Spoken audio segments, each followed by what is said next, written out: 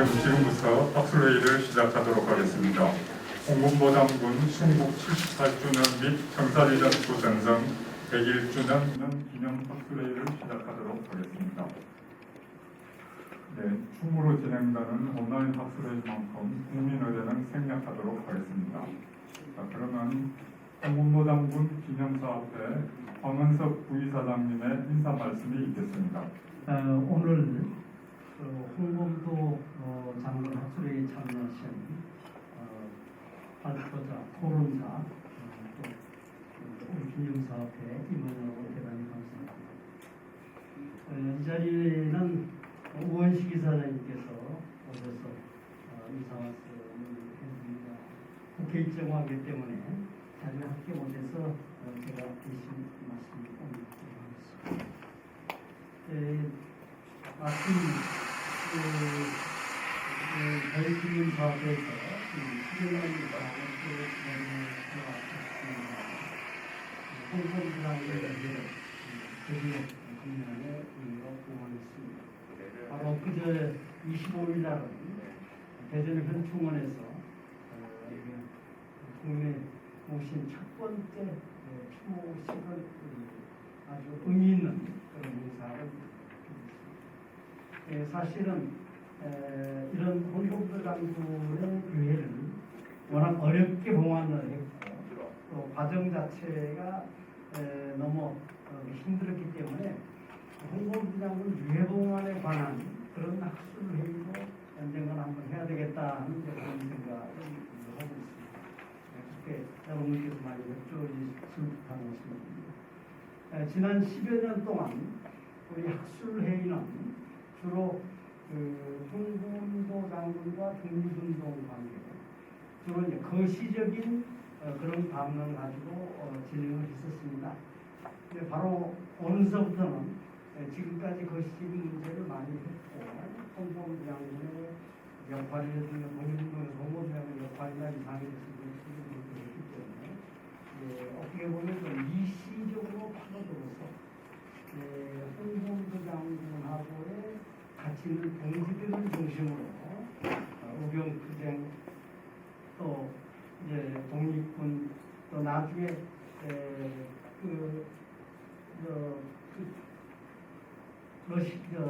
카자흐스탄으로 가셔서 홍범도 장군이 어떻게 무슨 역할을 어떻게 하셨나 하는 것에 대해서 미시적으로 접근하는 그런 학술회의가 되겠습니다.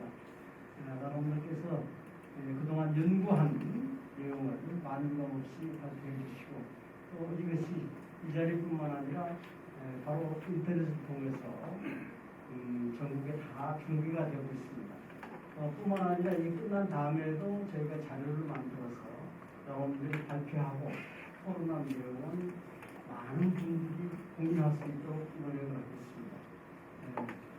끝까지 우리 학술회의가 성공적으로 끝날 수 있도록 해주시고 생각하 말씀드리면서 인사를 마치도록 하겠습니다. 감사합니다. 네, 그러면 오늘 박수회의 사회와 토론 진행을 맡으실 한국외국어대학교 사업과 안병률 교수님께 마이크를 넘기도록 하겠습니다. 네, 반갑습니다.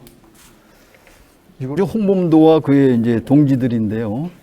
제가 이제 이 주제를 조금 기획했던 것은 이제 유해봉안, 홍범도 장군의 유해봉안 관련해서 이제 그 고려인들이 홍범도 장군의 유해를 그 묘역을 관리하는 그런 긴 역사를 이제 알게 됐는데, 단순하게 이게 우리가 국내로 완전하게 온전하게 유해봉안한 것은 알고 있습니다만은 그 고려인 사회에서 1943년에 홍 장군이 돌아가신 이후에 그 묘역들을 여러 번 이제 이장하는 그런 과정에서 그걸 관리했던 분들이 그 소련이라고 하는 그런 체제에서 민족의 영웅이라고 하는 홍범도 장군이 이게 상당히 어려운 껄끄러운 주제인데 그 문제일 수도 있는 건데 관리해온 그 고려인들이 있습니다. 그분들의 역사도 우리가 기억을 해야 되고 감사를 표현해야 되겠습니다만은 1951년에 이제 분묘수리위원회 43년에 이제 전쟁 중에 돌아가셨기 때문에 그 임시로 이제 그 저기 했던 것을 그냥 안장을 했던 것을 제대로 이제 그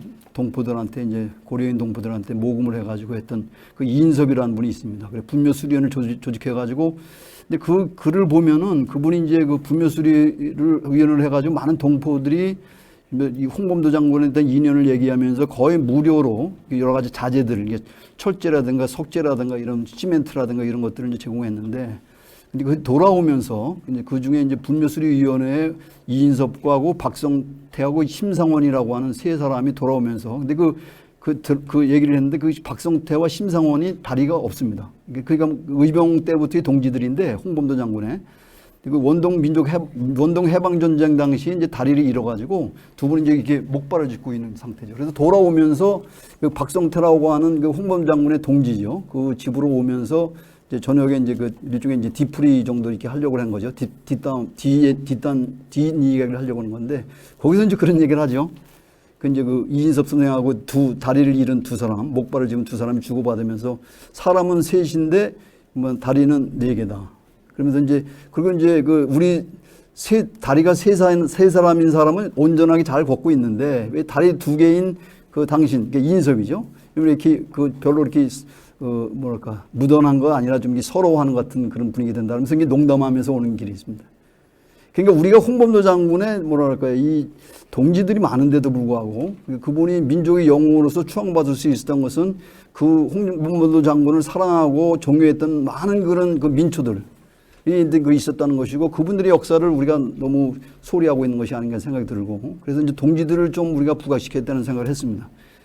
올해 이제 다행스럽게 이제 3.1절과 3.1절 이렇게 해가지고 이제 그 가족 그 단양이 씨 부인하고 그다음에 이제 두 아들이 양순 그리고 용환 그래서 용환은 이제 지금 우리 사무총장이 한동안 사무총장 얘기 들었습니다만은 11월 17일 날 그 순국선녀의 날에 이제 그 소원을 받게 되는 것 같아요. 그래서 이제 그 부인하고 두 아들, 그래서 안타깝게도 이제 소원을 받지 못했던 분들인데 올해 이제 오랜 수건이기도 한 그 가족이 소원을 다 받게 돼서 우리 독립운동에 어떤 우리가 뭐 양반이나 또 있는 그 좀 사회적인 지위 있는 사람들의 어떤 그런 독립운동 명가도 있지만 우리 홍범도 장군의 집안도 그 독립운동의 명가다 하는 생각을 했습니다. 그게 이제 그건 뭐 상당히 잘 된 것 같고요. 그래서 이제 오늘은 그 네 개 소위 홍범도 장군의 이제 말하면 같이 의병 시절부터 그다음에 러시아에 가서 이제 활동하기까지 봉오동 청산리 전투를 거쳐서 이제 러시아에 어떤 그래서 같이 생활을 했던 그런 동지들 그런 분들을 좀 얘기하고 그 마지막으로 그 차돌선, 최병준, 이병채, 혹은 이병채 이 두 분과 덧붙여서 마지막으로 이제 그 문금동이라고 하는 그 고려인 작가, 상당히 그 눈물겹고 이제 가슴 아픈 그 고려인 작가인데 그 작품인 게 아버지와 홍범도라는 게 있습니다. 그래서 우리 김현주 교수가 이제 발표를 하게 됐습니다. 부탁을 드렸는데 그래서 네 주제를 가지고 오늘 얘기를 하게 될 것 같습니다. 그래서 상당히 참신한 주제들이고 이분들이 잘 알려지지 않은 분들이고 이제 소개되지 않은 학계에 알려지지 않은 분들이기 때문에 재밌는 얘기가 됐고 이 발표문을 보니까 상당히 그 짧은 기간인데도 불구하고 상당히 사람들이 정성을 많이 들여서 좋은 논문을 작성해 주셔서 상당히 감사한 마음을 갖고 있습니다.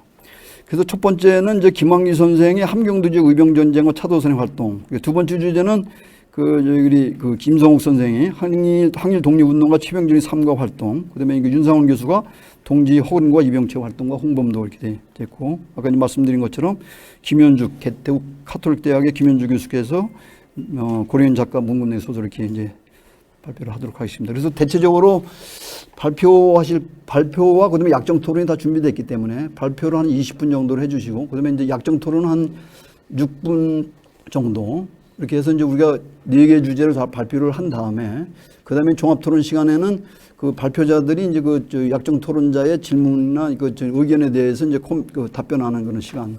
그리고 이제 조금 시간이 되면은 이제 미진한 부분은 이제 서로 이렇게 토론자나 발표자, 특히 이제 토론자 선생님들이 더 하실 말씀이 있으면 시간을 좀 드리도록 하겠습니다. 그래서 이제 전반적으로 이게 우리 참석하신 분들을 다 이게 그래도 나름대로 학계에서 역할들 하시는 분이기 때문에 구체적으로 소개를 해드려야 됩니다만은 시간상 간략하게 소속만 말씀드리고 발표로 들어가도록 하겠습니다. 그래서 첫 번째 주제는 우리 김학리 선생님, 독립기념관 독립운동사연구소에 계신 김학리 선생님께서 함경도 지역 의병항쟁과 차도선의 활동이라고 하는 주제를 가지고 발표를 해주시고 원광대학의 박민영 교수가 토론을 해주시겠습니다. 그럼 우리 김학리 교수님께, 김학리 박사님께 발표를 부탁드리겠습니다. 예, 안녕하십니까. 방금 소개받은 독립기념관 한국독립운동사연구소에서 공부하고 있는 김항기입니다. 제가 맡은 주제는 함경도 지역 의병 항쟁과 차도선의 활동입니다. 제가 의병의 주제로 해서 학위 논문을 쓰긴 했는데 좀 이런 그 활동 중심의 어떤 그 연구 그런 것은 처음 좀 해보는 시기여서 미흡한 부분이 있을 수 있습니다. 그 부분에 대해서는 죄송하다고 말씀드리고 머릿말과 맺은말은 읽어 나가는 형식으로 하고 중간중간에 본문은 중요한 부분을 소개시켜드리는 방식으로 발표 시작하도록 하겠습니다. 함경도 지역 의병 항쟁과 차도선의 활동입니다. 1876년 개항 이래 우리 한국이 당면한 현실적 과제는 대내적으로는 근대화의 추진이었고 대외적으로는 제국주의 열강의 침략을 극복하는 것이었습니다. 즉 독립이라고 할 수 있겠죠. 특히 일제의 침략이 가속화되면서 의병 항쟁으로 대표되는 반제국주의 운동이라고 하는 것은 점점 심화돼 갔습니다. 94년 전기의병을 시작으로 해서 1905년이 되면 중기의병, 1907년 후기의병 단계까지 일제가 한국을 강점하는 과정에서 굉장히 적극적인 저항을 펼쳐 나갔습니다. 의병은 초기 단계에서는 가보개혁과 의미사변에 반발한 유학자들 중심이었기 때문에 반개화적인 입장에서 반침략 항쟁을 시작하였습니다. 하지만 일산의계약에 이어서 통감부가 설치되고 군대가 해산되는 등 실질적인 식민지도 절락해가는 과정에서 점차 농민, 포수, 동학교도 등 굉장히 여러 계층들이 의병에 합세하면서 그 성격은 다양해졌다라고 할 수 있습니다. 초기 의병 연구라고 하는 것은 독립운동의 기원으로 접근했기 때문에 굉장히 어떤 반제국주의 전쟁이라고 하는 것으로 규정하면서 1907년 군대 해산 이후 의병 규모가 확대됨에 따라서 이를 의병 전쟁이라고 정의하였습니다. 그리고 90년대 들어서도 각 지역별 연구가 심화되면서 지역별 의진 규모, 활동 등에 대한 구체적인 실태를 밝힌 연구가 본격화되었습니다. 2000년대 이후가 되면 관점은 다양해졌지만 의진의 구성과 성격을 분석하는 경우가 대부분이었습니다.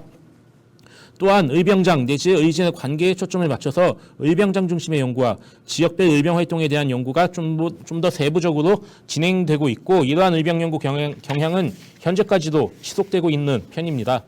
특히 홍범도 같은 경우는 의병 항쟁기에서 시작해서 3.1운동 이후 봉오동, 천당리까지 이어지게 계속해서 활동했다는 점에서 부장 독립운동사에서 굉장히 중요한 위치를 차지하고 있습니다. 그렇기 때문에 90년대 이후 상당한 연구가 축적되었습니다. 하지만 상대적으로 홍범도 의진에서 중요한 위치를 차지하고 함께 활동한 인물들에 대한 연구는 미흡한 실정입니다. 홍범도가 한국 독립운동사에 있어서 차지하는 비중, 위상 굉장히 중요합니다. 하지만 그 중요성으로 인해 홍범도 중심의 영웅서사가 만들어지게 되면서 상대적으로 홍범도의 활동에 동참한 사람 그리고 그들의 기여를 등한시한 측면이 있습니다. 홍범도의 역할과 의미 분명 가치가 있습니다. 하지만 함께한 사람들에 대한 연구가 병행될 때 그 활동이 더욱더 의미가 있을 것이라고 생각됩니다. 그러기 위해서는 홍범도와 함께한 사람을 주목해야 되고 그 홍범도와 함께한 인물 중에 한 명이 이번에 발표 주제인 차도선이라고 할 수 있습니다. 차도선은 1907년 홍범도와 함께 포를 이끌고 함남 북청, 안평사 언방골에서 무장붕괴를 선포한 이래 주요 전투를 함께 치룬 전우이자 동지입니다. 그런 의병장으로 무장독립운동에 굉장히 크게 기여한 인물입니다. 따라서 차도선에 대한 연구를 하게 되면은 홍범도의 의병 항쟁, 나아가 무장독립운동사의 의미와 실태를 밝히는 중요한 요소가 될 수 있습니다. 이에 본고에서는 홍범도와 함께 의병 항쟁을 지속한 차도선에 주목하고자 합니다. 우선 이를 위해서 차도선의 주요 활동 지역이었던 함경도에 대해서 살펴보고자 합니다. 함경도의 역사적, 공간적 특징과 삼포수 의진의 형성 과정을 살필 것입니다. 그런 다음에 홍범도와 차도선의 공동 항쟁 내역을 파악하고 차도선 귀순 사건을 통해서 홍범도는 차도선 의진을 해산시키기 위한 어떤 의지의 정책 그리고 그에 대한 차도선의 대응 등을 살핌으로써 차도선의 활동이 갖는 의미를 파악하고자 합니다. 이를 위해 본고에서는 일제가 의병에 대한 대응 정책을 알 수 있는 주한일본 공사관 기록, 통감부 문서 등등등의 자료와 폭도사 편집 자료와 등등을 비롯한 기존의 자료 이외에 1991년 조선족 잡지 장백산에 기고된 글 등을 중심으로 해서 전체적인 논지를 구성해 봤습니다. 다음으로 함경도 지역의 지역적 특성과 의병 항쟁의 시작에 대해서 살펴보도록 하겠습니다. 너일 전쟁을 도발하게 되면서 조선 정부는 국외 중립을 선포하였습니다. 하지만 일본군은 서울에 입성하면서 전쟁의 불가피성을 강조하였고 중립선언을 무시한 다음에 한일의정서를 체결하게 됩니다. 한일의정서에 의하면은 일본은 한국 내 각 시설물을 자유롭게 사용할 수 있었습니다. 그리고 이러한 대상은 함경도 지역도 포함되었습니다. 함경도 지역 같은 경우는 평균 해발 고도가 1000m 이상의 개마고원을 비롯해서 굉장히 험준한 산맥, 깊은 협곡들로 이루어진 지형입니다. 그렇기 때문에 교통이 불편했습니다. 따라서 물류 유통에 곤란함이 있었습니다. 그리고 가장 추운 지역이죠. 그렇기 때문에 타 지역에 비해 생활 환경이 좋지 못한 지역이었습니다. 그리고 이 함경도라고 하는 지역은 어쨌든지 조선시대에 어떻게 보면 수복한 지역이라고 할 수 있었기 때문에 기존의 조선 지역에 대해서 굉장히 좀 이질적인 성격을 가진 지역이라고 할 수 있습니다. 그렇기 때문에 어떤 경제적이라든가 정치적으로 타 지역에 비해서 발전 상태가 늦은 편이었습니다. 하지만 이러한 환경 속에서도 18세기 이후가 되면요, 각 어떤 그 고개들을 연결하는 통로가 개척되고 상업로가 확대되면서 경제적으로 발전하기 시작합니다. 특히 조선 후기 사람들 먹여 살리는 북어 함경도 지역에서 가장 많이 생산됐고요.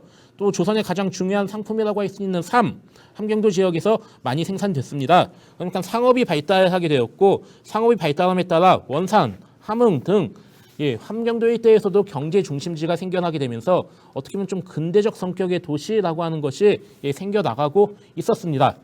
하지만 개항 이후가 되면요, 경제적인 상황이 변화하게 됩니다. 개항 이후 일본 상인들의 어떤 개항장 침투가 강화되게 되면서요, 조선 상인들의 어떤 영역, 활동 영역이라고 하는 것은 자연스럽게 축소되게 되고요, 경제적으로 몰락하는 경우가 생겨나게 됩니다. 또한 함경도는 러시아와 인접한 접경 지역이었습니다. 그렇기 때문에 러일 전쟁의 영향을 직접적, 간접적으로 받을 수밖에 없었습니다. 그 결과 무역 규모가 줄어들게 되고 함경도의 경제라고 하는 것은요, 조금 축소되면서 마비돼 가고 있는 상태로 가게 됩니다. 따라서 함경도 일대에서는 어떤 제국주의의 침략이라고 하는 것이 커질 수밖에 없는 구조적인 이유를 가지고 있었습니다. 따라서 의병이 봉기한다는 것은 굉장히 자연스러운 일이라고 할 수 있었습니다. 96년에도 어떤 일본의 상인의 경제적 수탈에 항거하기도 했고요. 그 이후에도요, 계속해서 어떤 제국주의의 침략에 저항하면서 무장을 하고 전투를 벌이는 일 등등등이 발생하기도 했습니다. 특히 함경도는 백두산을 비롯한 험준한 산악 지형으로 이루어져 있기 때문에 어떤 의병들이 중심이 되는 유격전을 펼치기에 적합한 장소였습니다. 그렇기 때문에 유인석 같은 경우도 백두산을 비롯한 함경도 내륙 지역이 의병 항쟁을 하기에 굉장히 적합한 지역이다라고 이야기하고 있습니다. 그렇기 때문에 이는 험준한 지형적인 여건과 어떤 경제적인 상황에서 비롯된 함경도 지역의 그 반제국주의적인 그런 특색 등등등이 합쳐지면서요, 함경도 일대에서의 의병 항쟁이라고 하는 것은 자연스럽게 발생하게 됩니다. 따라서 이 지역을 중심으로 1907년 지역의 삼포수들이 포계를 통한 의진이 구성되어 활동되게 됩니다. 안산사에서 홍범도와 차도선 등이 중심이 돼서요, 삼포수 의진을 이끌었습니다. 그러면서 그 삼수군 일대에서도 의병이 봉기하게 되고요, 장진 일대에서도 의병이 봉기하게 됩니다. 이에 일제는요, 한국의 군사적 능력을 무력화시킬 필요성이 있었습니다. 그렇기 때문에 군대 해산에 이어서 총포 및 화약류 단속법 등을 실시해서 어떤 그 한국인들의 무장 상태를 제거해 버리고자 시도하게 됩니다. 그 결과 함경도 일대의 어떤 무기 등등등이 압수당하게 되고요. 군대에 있었던 무기 같은 경우도요, 군대 해산 직전 이 제국 신문의 어떤 기사 등등을 통해서 봤을 때 일본군 수비대에서 와서 이 무기를 압수해가는 등의 조치를 펼치게 됩니다. 그리고 삼포수들 같은 경우에는 자신의 어떤 무장이 해체당하게 되니까요, 먹고 살 길이 없어졌고, 일본의 입장에서는 예방적 조치로서 무기를 압수했지만 굉장히 큰 반발을 가져오게 되면서 이에 저항하는 세력이 굉장히 커지게 됩니다. 이처럼 함경도 각지에서 항쟁이 시작되게 되면서 차도선의 활동 역시 본격화되게 됩니다. 차도선 같은 경우는 북청 출신이라고 합니다. 생애가 확실하진 않습니다. 하지만 광산 노동자도 했다, 그리고 사금 채굴업자도 했다, 그리고 대한제국 진위대 하사 출신이라고도 전해지고 있습니다. 그렇다면 이 차도선이라고 하는 인물이 함경도 일대에서의 어떤 경제적인 상황이라고 하는 것에 직격탄을 맞을 가능성이 굉장히 높겠죠. 예, 그런 어떤 광산 채굴업이라든가 그런 것이 일본이 경제적으로 수탈해가는 과정에서 예, 굉장히 많은 피해를 입었기 때문에 차도선 개인에게도 피해를 줬을 가능성이 굉장히 높습니다. 예, 그렇기 때문에 차도선이 이렇게 의병을 이끌고 봉기하게 되는 것은 굉장히 자연스러운 현상이라고도 볼 수 있을 것 같습니다. 예, 아무튼 차도선은 예, 북청포수 예, 그 73명과 함께 예, 73명과 홍범도와 함께 의병을 모았습니다. 그리고 의병을요 효율적으로 예, 그 이끌기 위해서 예, 군대 조직으로서 편성하게 됩니다. 그 부대의 조직과 예, 편성은 14페이지에서 15페이지에 걸쳐 있는 예, 그 부분만 같습니다. 그 부분과 같습니다. 쭉 살펴보면요. 제1분대 같은 경우는 지휘본부 역할을 할 수 있을 겁니다. 그래서 분대장은 차도선인데 부독이고 홍범도 역시 부독으로 되어 있습니다. 그리고 김춘진 같은 경우는 참독으로 되어 있고요. 그 밑에는 김문엽, 정궁. 이 자료에는 분명히 자료상으로 봤을 땐 정궁이라고 써져 있는데 이게 정궁의 용례 아무리 찾아봐도 이게 좀 찾을 수가 없어서 정관의 오기가 아닌가 싶긴 한데 자료상에는 분명히 정궁이라고 나와 있긴 합니다. 아무튼 제1분대가 지휘분대 역할을 하게 되고요. 2분대에서 7분대까지가 실질적인 어떤 전투력을 발휘하는 예, 그런 분대로서 예, 편제하게 됩니다. 자, 이런 편제가 나올 수 있었던 원인 중에 하나는요. 그냥 제가 생각하기에는요. 어떤 의병들의 무장 상태와 관계되어 있지 않을까라는 생각을 하게 됐습니다. 이 당시 삼포수 의병, 삼포수 의진의 주 무기는 화승총이었습니다. 화승총이라고 하는 것은 당시 시대 상황에서 어떤 기술력으로 봤을 때 한 세대 뒤떨어진 굉장히 구식 무기라고 할 수 있을 것입니다. 하지만 화승총이라고 하는 무기 체계는 당시 한국인들에게는 굉장히 친숙한 무기라고도 할 수 있습니다. 화승총, 조선시대에는 조총이라고 불렸죠. 화승총을 사용하는 포수라고 하는 직책은 17세기 중엽 이후가 되면은 조선군의 기본 편제에 해당해 버립니다. 따라서 조선 후기 기본 병법서인 병학통, 요즘으로 치면 필드 매뉴얼이라고 볼 수 있겠죠. 조총 부대의 운영 방법이 나와 있고요. 이 조총 부대를 가장 효율적으로 운영하는 방식으로서 조총 윤방도라고 하는 것이 있습니다. 16페이지의 그림 1번입니다. 이 조총 윤방도를 살펴보면요. 조총수, 즉 화승총 포수의 기본 운영은요. 10인으로 구성되어 있습니다. 아무래도 이 화승총이라고 하는 것이 연속 사격이 불가능한 무기이기 때문에 2명씩 5명의 순번을 정해가지고 연속으로 사격할 수 있도록 만드는 거죠. 근데 대신에 5명, 5명으로 구성되어 있을 때는 1명씩 쏘게 되면 아무래도 화력이 부족하다 보니까 5명은 일제 사격을 하도록 조치하고 있습니다. 그런데 이 차도선 분대에서 주목할 점은 2분대에서 7분대까지는 분대장 포함 10인으로 구성되어 있고 1분대는 지휘관 3명을 제외하면은 5명으로 구성이 되어 있습니다. 그렇기 때문에 이거는 너무 정황상으로만 얘기할 수도 있는 부분이긴 하지만 아무래도 이 활동을 하게 됐을 때 각 지역 분대, 2분대에서 7분대까지는 여기저기 자유롭게 배치되면서 순차적인 사격을 통해 가지고 자유롭게 사격을 하게 되고 화력이 부족한 지역이 있으면은 1분대, 지휘분대 5인으로 구성되어 있으니까 화승총을 일제 사격한다든가 하는 방식으로 화력을 지원하는 형식으로 부대가 운영되지 않았을까라고 하는 생각을 하게 됐는데 이게 조선시대 자료를 가져와서 얘기하는 것이기 때문에 무리한 해석이 될 수도 있겠지만 어쨌든 조선시대의 조총 운영의 개념이라고 하는 것은 그 당대의 무기인 화승총이라고 하는 것을 가장 효율적으로 사용할 수 있는 방법 중에 하나였기 때문에 이런 형식으로서 운영될 수 있지도 않을까 라는 그 생각에서 조선시대의 조총 운영 방법과 차도선 분대의 어떤 그 활동이라고 하는 것을 한번 연계시켜 봤습니다. 차도선과 홍범도 같은 경우는 이렇게 조직된 의진을 지휘해서요. 1907년 11월 16일부터 활동을 본격적으로 시작해서요. 어떤 그 총기 압수에 앞장섰던 안산 면전 주도익을 처단하기도 하는 등 북청을 비롯한 삼수갑산 일대, 함경남도 일대, 고 일대에서요. 굉장히 적극적인 활동을 하기 시작합니다. 1908년 단계에서도 마찬가지고요. 삼수성을 포위 공격해서 삼수 일대를 확보하기도 했습니다. 그래서 이 시기를 보면요, 확실히 차도선, 홍범도의 어떤 그 연합부대 성격이라고는 하지만 박민영 선생님께서 말씀하신 바와 같이 차도선, 홍범도 부대라고는 하지만 아무래도 차도선이 굉장히 더 중심에 있는 방점이 찍혀 있는 그런 활동을 했고 차도선이 가장 핵심적인 역할을 했을 것으로 확인이 되고 있습니다.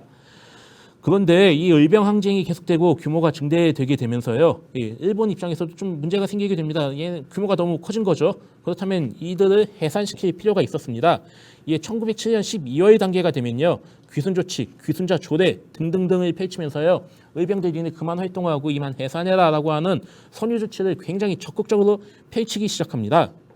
그런데 이 함경남도 지역이 아까 지역적 특색에서 살펴봤을 때 반일적인 항쟁이 발생할 수밖에 없는 그런 뭐 지역적 특색이 있었는데 또 함경도의 지역적 특색 중에 하나는 농사 짓기가 굉장히 어려운 지역이었습니다. 농사는 짓기 어렵고 겨울은 굉장히 추운 지역. 특히 이 삼수 지역을 살펴보면은 농업을 살펴보면은 삼수 지역에는 논이 없습니다. 논이 없이 밭이 대부분이고요. 그 밭 중에도 화전이 굉장히 큰 비중을 차지하고 있습니다. 그렇기 때문에 쌀 생산량은 극히 적고요. 귀리, 보리, 콩 등의 잡곡을 주로 생산하는 지역이었기 때문에 식량 확보에 굉장히 어려움이 있는 지역이었고 겨울을 넘기기가 어려운 지역이기 때문에 실질적으로 상당수의 의병이 일본의 귀순 정책이라고 하는 것에 넘어가게 됩니다. 차도선도 마찬가지였습니다. 다만 차도선은 이러한 귀순 정책이라고 하는 것을 실질적으로 이용할 필요가 있다라고 인식했던 것 같습니다. 지금 이 상태에서 겨울을 넘어가면서 의진이 실질적으로 전투력이 약화되는 것보다는 일시적으로 귀순함을 통해서 전력을 보존하고 그 이후를 생각하는 것이 보다 좀 효율적인 방법이 아닐까라고 생각했던 것 같습니다. 이에 귀순이라고 하는 것을 선택하게 됩니다. 하지만 속은 거였죠. 귀순을 하게 되는 순간 일본군은 와가지고 무장해제시키고요. 저항하는 사람들을 처리하기 시작합니다. 그리고 이건 함경도 지역에서만 있었던 일이 아니고요. 전국 각지에서 동시다발적으로 진행되던 일이었습니다. 차도선도 이게 일제의 기만 정책임을 인지하게 됩니다. 그래서 겨우겨우 탈출해서 부대에 복귀하게 됩니다. 자신의 의도에 반하는 결과가 나오게 됐기 때문에 탈출을 결심했던 것 같습니다. 결국 탈출에 성공해서 홍범도 부대에 다시 합류하게 됩니다. 차도선이 탈출하게 되니까 주요 의병장이 탈출하게 되니까 일본은 이 의지는 확실히 해산시킬 필요가 있다라고 인지했던 것 같습니다. 그래서 인재를 가족 삼아가지고 다시 귀순할 수 있도록 지도도 하고 했지만은 그 가족들 역시 탈출하면서 두지동 일대에서 차도선과 함께 활동하게 됩니다. 차도선 같은 경우는 차도선이 귀순이라고 하는 거예요. 어떻게 보면 차도선이 잘못된 판단을 한 것이죠. 이 귀순으로 인해서 실질적으로 의진의 어떤 전력 손실을 가져오게 됩니다. 근데 전 여기서는 좀 이 차도선의 지도 자체는 일견 합리성이 있지 않나라는 생각을 하게 됩니다. 제가 학교 논문 의병 판결 가지고 썼는데 의병 판결에서도 보면은 재판을 받을 때 나는 진짜 나라를 위해서 싸웠다 하고 끝까지 저항하는 사람들이 있고 어떤 사람들 같은 경우에는 나 잘못했다 인정한다 한 다음에 감형을 받고 실질적으로 형량을 적게 받은 다음에 그 이후에 적게 받은 형량을 기반으로 해서 풀려난 다음에 활동하는 경우도 있고 그렇기 때문에 어떤 후자의 어떤 그 형태를 생각한다면은 이 차도선이라고 하는 인물이 이런 선택한 저항 방법이라고 하는 것도 일견 좀 합리적인 면이 있지 않은가라는 의미를 보여줄 필요가 있다고 생각됩니다. 자, 이후 차도선의 행적이라고 하는 것이 막 뚜렷이 나타나지는 않습니다. 몇몇 자료에서 귀순 복귀 이후 차도선의 활동을 좀 파악할 수 있는데, 뭐 정해식이라든가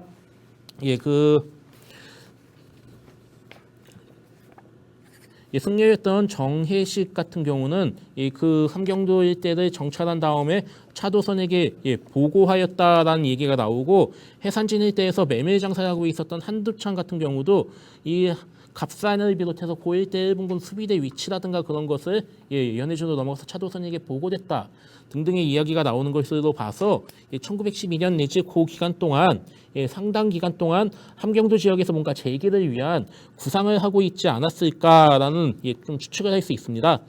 차도선은 3.1운동을 전후한 시기까지 장백, 무송 일대에서 항쟁을 계속했습니다. 근데 차도선 같은 경우가 홍범도보다도 5살이 많거든요.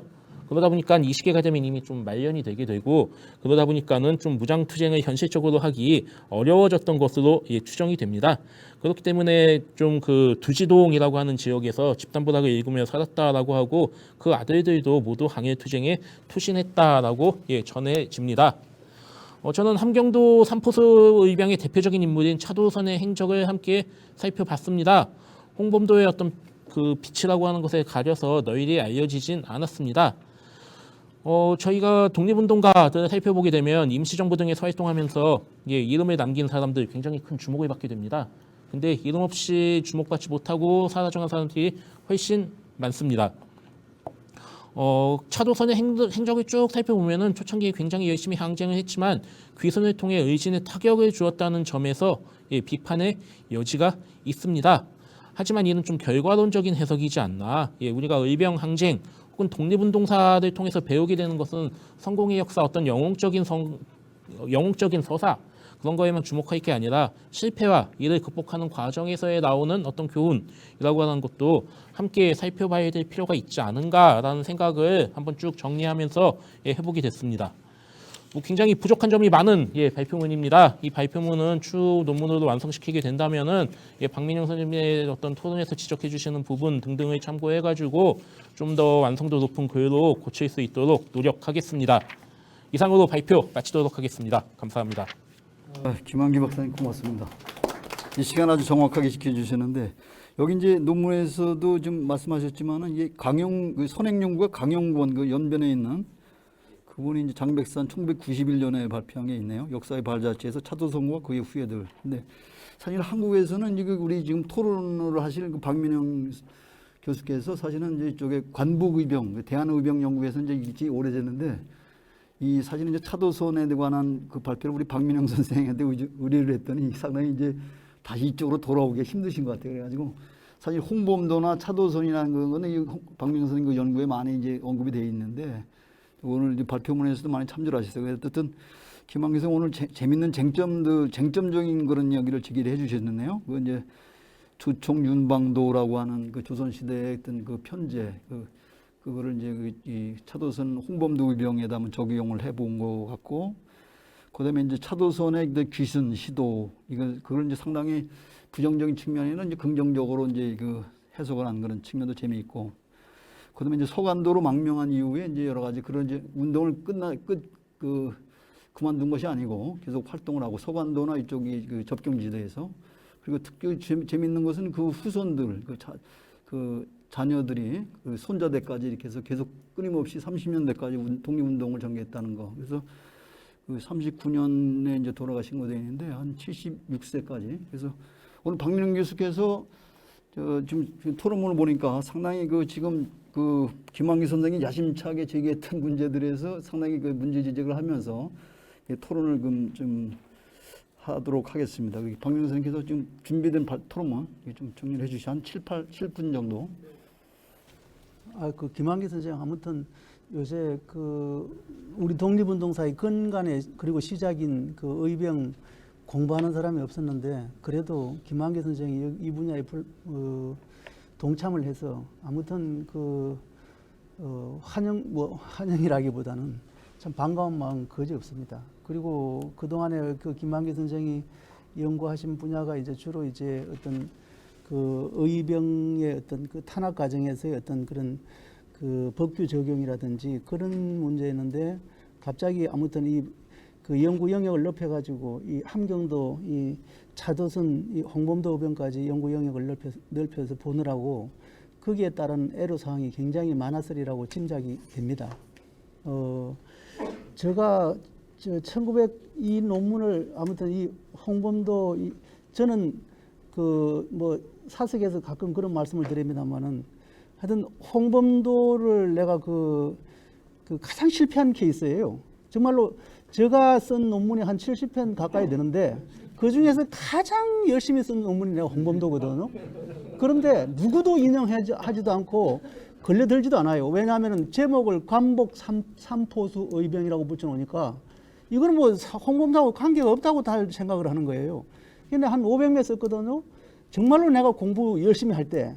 그래서 그때 5만 분의 1 지도도 경희문화회사에서 내가 현찰 박치기로 50만 원에 내가 사서 정말 내가 그렇게 그거 내가 깨알듯이 같이 내가 보고 그렇게 했는데 아무튼 그래서 내가 반 선생님한테도 사적으로 이야기했습니다만은 나 이거 반드시 재활용하겠다. 내 이거 다시 리버전 해가지고 다시 정리해서 한번 발표하겠다. 저는 굉장히 열심히 이 공부를 했었습니다. 아무튼 함경도 이 차도선 하여튼 이거는 꼭 하고 싶어요. 열정적으로 제가 했던 그 분야고 저보다 앞서서 사실은 그 신용화 선생님이 이 홍범도 의병에 대해서 의병 투쟁에 대해서 상당히 하여튼 열정적으로 해 놓으셨어요. 그 저보다 앞서서 몇 년 전에 그 이제 발표장에서도 저도 참석했었고 그래서 이제 어떻게 보면은 차도선의 그런 그 어떤 그 초기에 차도선 홍범도 그 부대 편제 그다음에 기순하는 그 과정에서의 복잡한 문제 이런 것까지는 신용화 선생의 전적인 그 어떤 선구적인 업적이 유효하고 또 그걸 제가 많이 반영을 했습니다. 그래서 그 다음에 문제는 이제 또 복잡한 문제가 얽혀 있기 때문에 하여튼 그런 그 실제로 전투 상황과 관련되는 복잡한 문제는 제가 대체로 그래도 최선을 다해서 구명을 했습니다. 제가 이제 그 하도 오래되고 해가지고 그 감각은 많이 떨어졌지만은 제가 다시 한번 제 글을 읽어보고 그다음에 그 이제 저 김한기 선생님 글을 읽어본 그 소감을 이거 뭐 비판적 관점에서 이렇게 제가 언급은 하지만은 김한기 선생님이 이 글을 완성하고 또 의병 연구를 확대해 나가는데 도움이 되지 않겠나 하는 그런 어떤 지적 혹은 그 의견을 덧붙인 겁니다. 제가 눈이 잘 안 보이기 때문에 사실은 그냥 그 윤곽을 제가 훑어나갔는데 그래서 우선 그 간단하게 말씀드려가지고 첫 번째는 이제 그 처음에 배경적으로 이렇게 언급한 그 앞에 부분들 있잖아요. 그 부분이 그 뒤에 이제 그 어떤 함경도의 어떤 지리적 이 특색과 그 의병 항쟁을 매치시키는 그 내용이 조금 추상적이고 모호하지 않느냐. 그래서 그걸 조금 더 어떤 그 의병 투쟁과 관련되는 의병의 어떤 지형 지리적 그 어떤 관점과 어떤 그 더 직결시킬 수 있는 그런 그 어떤 내용으로 아직 그걸 조금 더 보강을 하면 좋지 않겠나. 조금 유리된 느낌이 있다는 거죠. 그 뒤에 이제 의병 투쟁 부분하고 그래서 그걸 제가 한번 의견을 개진한 거고 그거는 굳이 답변도 안 하셔도 될 것 같고요. 그는 제 생각이 감이 들었기 때문에 드리는 말씀이고 이제 두 번째가 아까 이제 조선시대의 그 관군들의 그 조총 사격술, 조총 윤방도를 제시하면서 그것이 홍범도 차도선 그 초기 그 삼포수들의 편제에 나타나는 분대 형태의 7명으로 편제되어 있는 그거하고 매치를 시킨 것은 바뀌는 것 같습니다. 그런데 이제 그게 실제로 그랬으리라는 가능성은 개연성은 저도 이제 짐작이 되지만은 근데 이제 함경도 삼포수 의병이 가지고 있는 그 지형적인 또 혹은 그 어떤 전술 혹은 현장에서의 그 야전에서의 어떤 그런 걸 상황을 상정한다 그러면은 직접 매치시키기가 좀 어렵지 않겠나. 그런 관군들이 실제로 조총을 사용했을 때의 그 훈련 진법하고 그런 사격술하고 이 함경도 삼포수들이 주축이 된 그러한 그 전투 야전에서의 어떤 그 사격하고는 조금 틀이 다르지 않겠나 하는 생각이 들었고요. 그래서 이 편제는 군대 편제는 홍범도 차도선이 처음에 의병을 주창했을 적에 그 전에 그 삼포수들의 어떤 그런 체제를 그 아직까지는 그대로 좀 이렇게 원용한 게 아닌가 그런 생각을 했습니다. 근데 이제 그 중에서 이제 전공이라고 나오는데 이 김문엽이 가지고 있던 직함이 전공이라고 나와 있는데 그건 저도 몰랐고 그렇게 주목하지는 않았습니다. 근데 이제 정관으로 바로 잡으신다고 그랬는데 이게 정관이라는 게 찾아보니까 잘 저도 포착이 안 되거든요. 그래서 이렇게 바로 잡으시는 특별한 이유가 있는지 요거는 좀 설명을 좀 부탁을 드릴게요. 이게 조총 윤방도하고 무슨 그 키워드가 되는지 그것도 좀 여쭤보고 싶고 그다음에 이제 세 번째는 그 정말로 차도선의 그 이 투쟁에서 이 8년 3월에 있었던 그 기순 문제 이걸 뭐 기순이라고 하는 게 뭐 표현이 맞기는 맞아요. 그런데 아무튼 그게 굉장히 그 복잡한 그 과정들인데 어떻게 보면은 근데 어쨌건 그 조건 대 조건으로서 그 일제측과 군경측과 그다음에 이제 차도선 그 이제 함경도 의병이 다 일종의 상화적 타협을 한 거죠. 서로 화해하는 적 그런 타협을 했는데 계속 결국은 배신을 당했다는 거죠. 이제 뭐 차도선은 틀림없이 배신을 당했습니다. 그랬을 적에 그 이제 기순의 의미가 우리가 이제 조금 그 이제 김한길 선생님이 좀 적극적으로 우리가 한말 의병을 해석할 때 그 중에 이제 나오는 용어 중에 하나가 기순인데 그 기순을 조금 더 적극적으로 해석하고 싶어하는 그런 그 의중을 제가 조금 그 읽었어요. 그런데 이제 그게 조금 조심스럽다는 걸 제가 좀 지적을 한 겁니다. 좀 그게 혹시 오해를 야기할 수 있는 부분도 있고 하기 때문에 그래서 그 문제를 지적한 거고 거기에 사례로 제시했던 그 엄혜윤이나 노공일은 그 핏들 그 황간 의병이거든요. 황간 그 김천 황간 그 영동의 황간 의병인데 이 사람들이 이 그 어떤 그 수행을 하는 그 과정에서 나오는 그런 재판 기록에 어떤 그런 부분들은 조금 더 세심하게 봐야 될 필요가 있지 않느냐 그런 이야기입니다. 그다음에 이제 마지막으로 이제 제가 혹시 도움이 될지 모르겠는데 이 차철리라는 사람 여기서도 이제 언급이 되고 그 차철리가 그 김일성 그 세기와 더불어서 보면은 차철리 노인을 만나서 밤새도록 그 토론을 하고 가마를 입은 게 많다 뭐 그런 대목이 있는데 그 차철리가 강용권 선생은 이제 뭐 단정해서 아무튼 그 차도선이다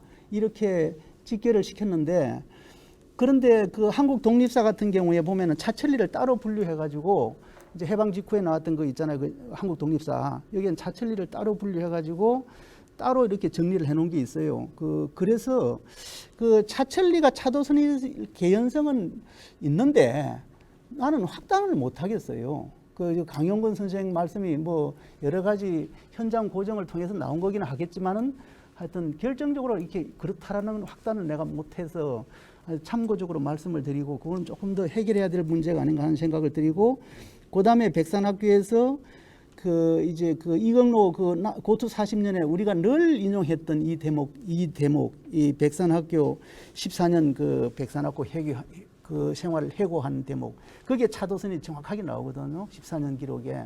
그래서 백산학교는 그 국내에서 활동하던 의병이 간도로 넘어가 가지고 그 무장투쟁의 연계상에서 만들었던 그 학교고 그것이 상당히 그 온양이 깊은 그런 의미가 있는 학교이기 때문에 그 차도선이 거기서 분명히 활동하고 거기에서 등장한다는 것은 상당히 그 중요한 정말 그 차도선 연구에서 중요한 자료가 아니겠나 하는 생각을 했습니다.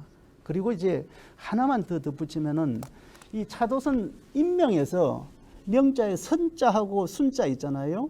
자료에 보면 순자라고도 많이 나오는데 그것이 어느 게 사실은 정명인지 나는 확단을 못 하겠어요. 두 개를 공용해서 썼을 개연성도 너무 많다고 나는 봐요. 왜냐하면 당시에 그 기록에 보면은 우리 척 기록에서도 예를 들면 김정규 그 동시대에 그 김정규 일기에도 차도순으로 나오고 이제 차도순도 물론 나오지만 그래서 선자나 순자가 꼭 그게 어느 게 막 그래서 그 두 개 중에 어느 게 본명인지 하는 것도 사실은 확단하기가 좀 어렵지 않느냐 지금으로서는 그런 의견입니다.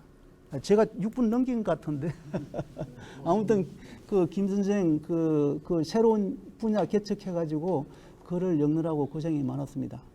고맙습니다. 고맙습니다.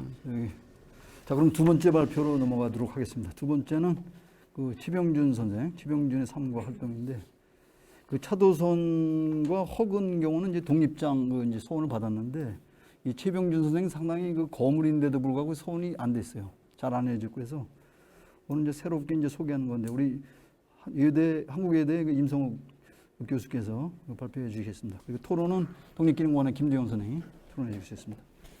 네, 안녕하십니까. 한국외국어대학교 임성욱이라고 합니다. 오늘 저는 항일 독립운동가 최병준의 삶과 활동에 대해서 발표하도록 하겠습니다.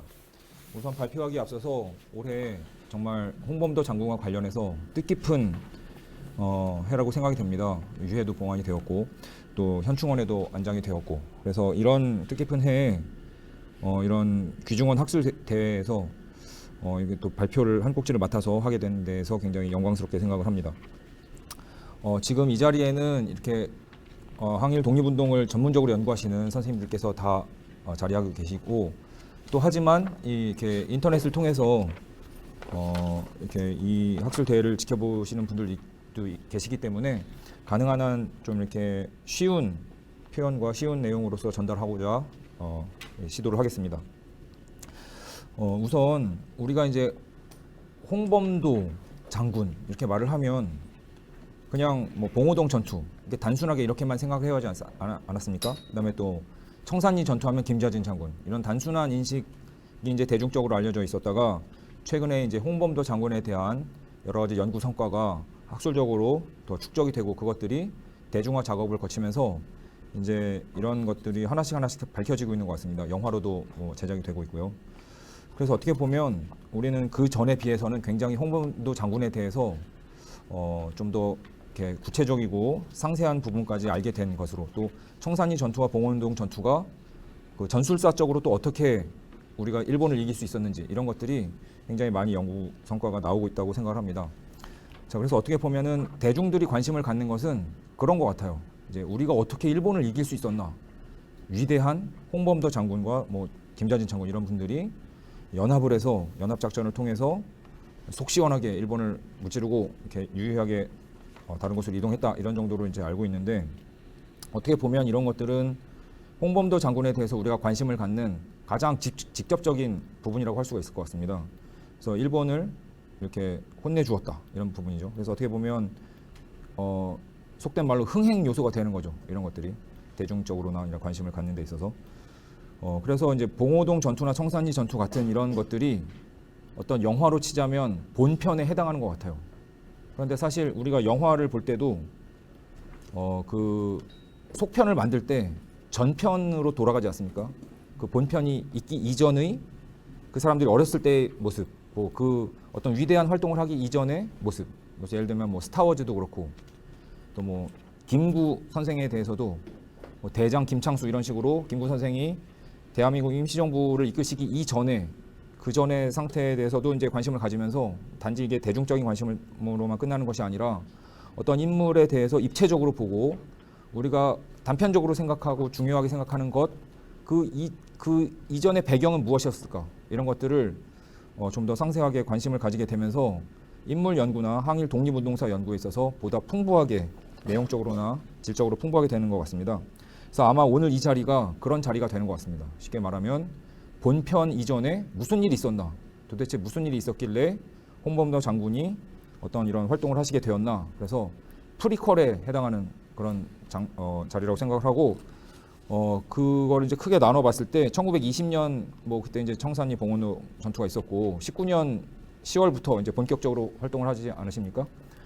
그래서 그 이전에 홍범도 장군이 활동하셨던 함경도 국내에서 활동하셨던 부분에 대해서는 이제 첫 번째 발표자분께서 잘 다뤄주신 것 같고요. 저는 그 이후 시기 함경도를 떠나서 연해주 지방으로 들어갔다가 또 만주 지방으로 옮겨 다니면서 1920년 이제 무장 독립투쟁을 본격적으로 하시기까지의 한 10여 년에 해당하는 시기, 요 시기에 해당하는 그런 부분을 제가 맡았다고 생각을 합니다.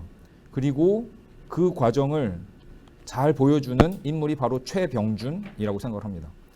그래서 일단 최병준이라는 인물에 대해서는 굉장히 알려진 것이 없습니다.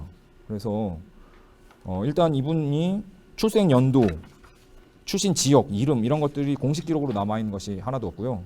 그래서 단편적인 뭐 일제의 자료라든지 독립운동가들의 기록 또 증언 이런 것들을 통해서 대략적인 아주 단편적인 정보만 이렇게 추정할 수 있는데 간단하게 요약해서 말씀드리면 대략 1875년에 출생하신 것으로 보입니다. 홍범도 장군이 1868년생이시죠. 그러니까 홍범도 장군보다 약간 연배가 많이 나지 않게 어리시면서 홍범도 장군의 동지로서 활동하신 분이라는 걸 알 수 있고 이분은 1919년에 돌아가십니다. 그래서 홍범도 장군께서 이제 본격적으로 항일 무장투쟁을 발진을 하신 직후에 돌아가셨어요. 그래서 어떻게 보면 정말 홍범도 장군이 본격적인 활동하기 이전의 모습을 가장 잘 보여줄 수 있는 인물이라고 생각이 듭니다. 그래서 이분의 일생을 저는 이제 나름대로 기존의 연구 성과 그리고 일부 이제 인용한 사실을 보여줄 수 있는 사료, 뭐 일제 보고서라든지 항일 독립운동가들의 증언과 기록들이요. 그리고 그런 사실들에 근거한 추정 이런 것들을 통해서 최병준의 삶과 활동을 나름대로 재구성을 해봤습니다. 그래서 어떤 인물의 어떤 역사를 쭉 보여주는 그런 글을 작성을 했고요. 이런 것들이 단지 그냥 최병준이란 잊혀졌던 아니면 우리가 잘 알지 못했던 그동안 몰랐었던 또 다른 독립운동가를 한 명 발굴한다 이런 차원을 넘어서서 저도 이 발표 준비를 하면서 깜짝 놀랐어요.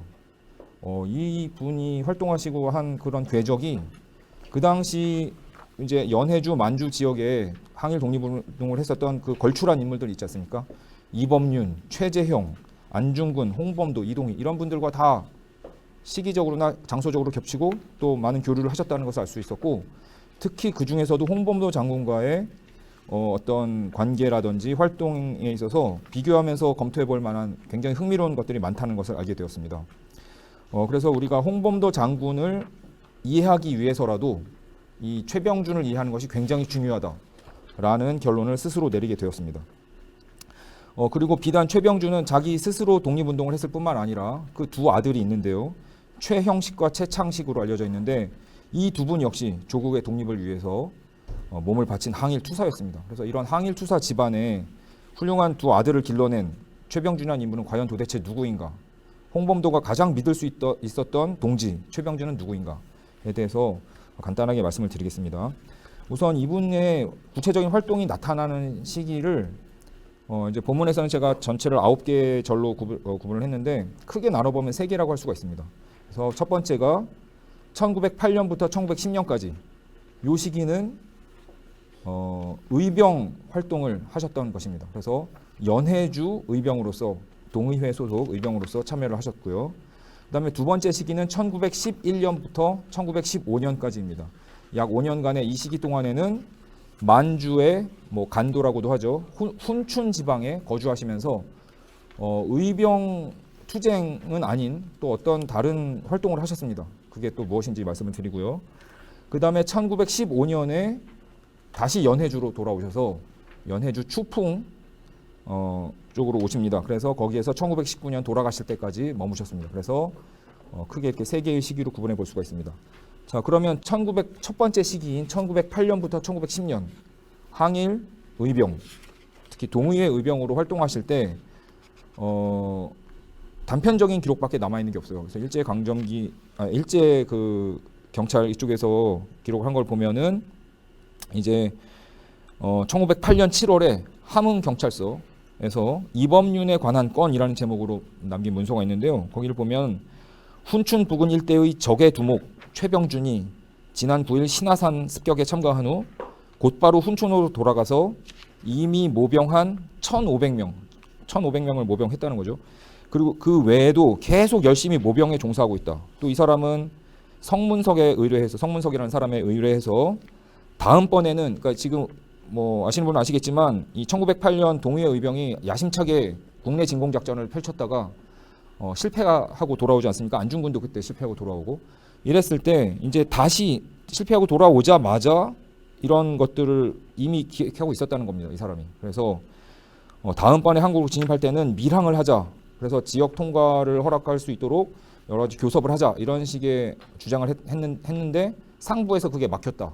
이런 기록이 남아 있습니다. 그래서 좀 단편적인 기록이긴 하지만 이런 것으로 봤을 때 최병준이 언제 연추로 들어가서 동의회 의병에 참가했고 이런 과정은 기록이 없습니다. 그런데 일단 이분은 그 동의회 의병으로서 참가를 하셨을 때 중간 지도자급이셨어요. 이미 그 의병에 한 몇십 명을 이끄는 그런 그 지도자급으로 참여를 하셨는데 이런 점에서 봤을 때 아마도 그 이전에 이미 의병 활동을 하면서 어느 정도까지 위로 올라가신 거 아닌가 이런 생각이 듭니다. 그리고 방금 말씀드렸던 그 일본 문서에 따르면 굉장히 강경파였다라는 것을 확인할 수가 있습니다. 자, 이러면서 이제 그 최병준의 행적이 별로 나와 있는 게 없어요. 그랬는데 이 시기에 이제 쟁점이라고 할까요? 이런 게 뭐가 있냐면 일본 측 기록에 보면 최병준을 이범윤 계열이라고 이제 분류를 해놨습니다. 그런데 나중에 이제 그 독립운동가 그 저기 최호림 씨께서 이렇게 쓰신 글을 보면은 최병준을 좌파 최재형 계열이라고 이렇게 분류를 하신 걸 알 수가 있습니다. 그래서 저도 이제 이 부분을 보면서 이게 도대체 누구의 말이 맞는 것인가, 사실관계가 어떻게 된 것이고 뭐가 진실일까 이런 거를 봤는데요.